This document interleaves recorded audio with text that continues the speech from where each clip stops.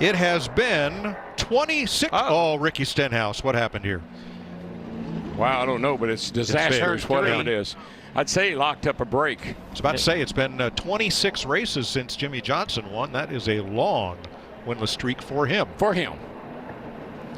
So let's take a look coming off turn 2 at Ricky Stenhouse.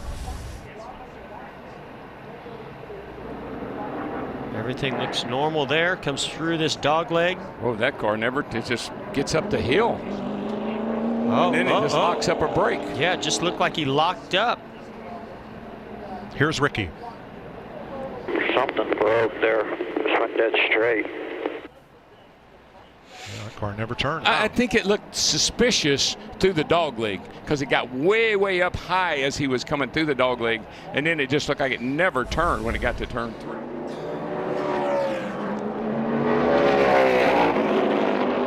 Wow.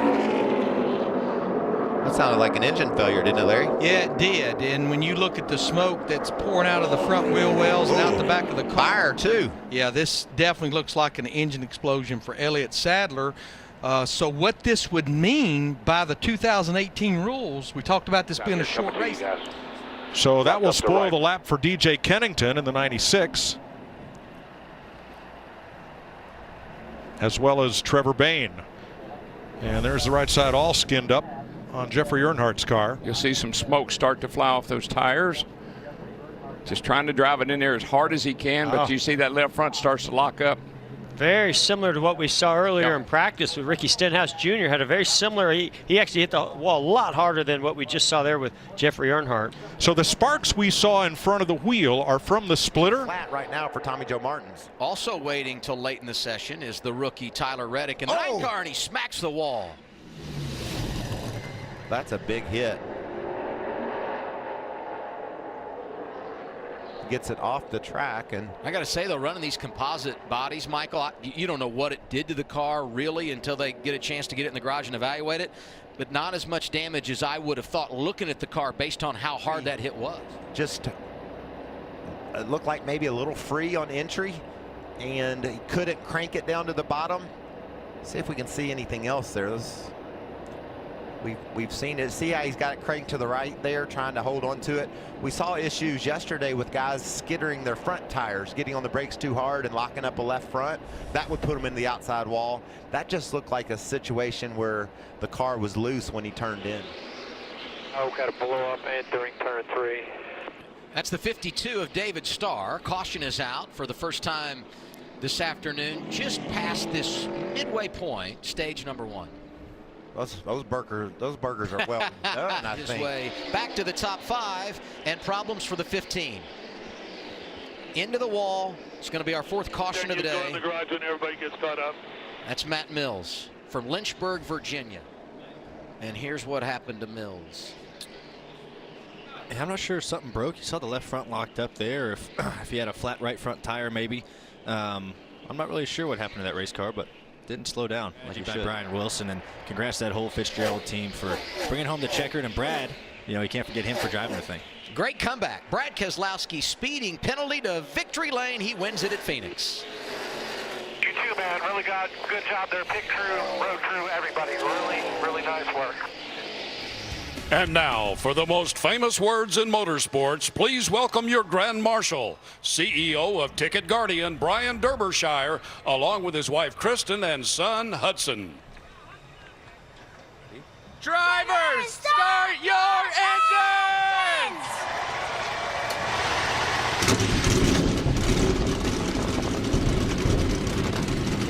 And caution comes out. That is Corey LaJoie in the 72. Now 24 laps complete, and we're under caution for the first It's time. on a pit. Oh, issues with the 42 of Larson. If they're not flat here, try to Caution. stay out so we don't go a lap down. Lap 121. I don't see any tires down. It didn't look like, not on the left side anyway. A little wheel hop. Yeah, he just gets the left front on the apron, and the car rotates, and the back just comes around. Boy, that is something you never see Kyle Larson do. Yeah, you can almost see the rear tire bouncing like it was that chatter or that wheel hop that he's been talking about all weekend. Yeah, you could see it in that, the rear tire jumping up and down. Let's ride along. Probably hear it. Yeah, that's almost the chatter when you start to go into a slide and that construction of the tire starts chattering. Thanks, Larry. Caution is out for Chris Buescher, who was running in 32nd. How many laps since how many green flag laps since the last caution, guys? I don't.